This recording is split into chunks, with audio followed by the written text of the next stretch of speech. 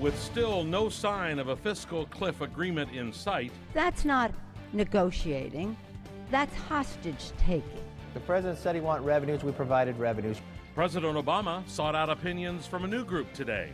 He met with a bipartisan group of governors, including Wisconsin's Governor Scott Walker.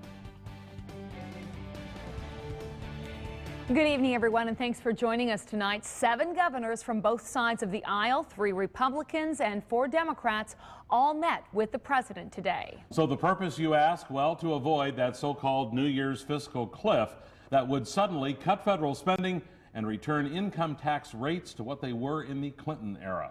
Fox 11's Bill Miston has balanced coverage this evening on what they had to say and the possible impact of that fiscal cliff. We're not elected to fix all the problems in Washington. The president and the members of Congress are here to do that. Well, good morning, everybody. Speaking to the press, members of the National Governors Association's Executive Committee, which includes Governor Walker, urged those in Washington to think about how the fiscal cliff may impact states. We talked about some of the issues that we often focus on as governors, one of those being opportunities for flexibility in terms of some of the programs that we partner with the federal government.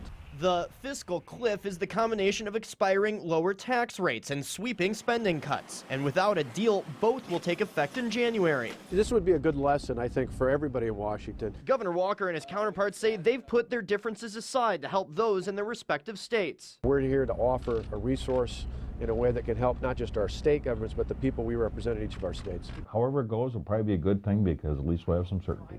First National Bank Fox Valley President Peter Prickett says he doesn't believe the U.S. will fall into a recession, as some economic pundits argue, if a fiscal cliff deal isn't done, but believes it can impact business growth if people are spending less to offset paying higher taxes. Most of my business customers are what's called a sub-S corporation, and they get taxed at individual rates, and if they're fairly successful, that's going to be a big chunk out of what they'll have to pay the government, which is that much less to invest in new equipment or new employees. In Neenah, Bill Miston, Fox 11 News.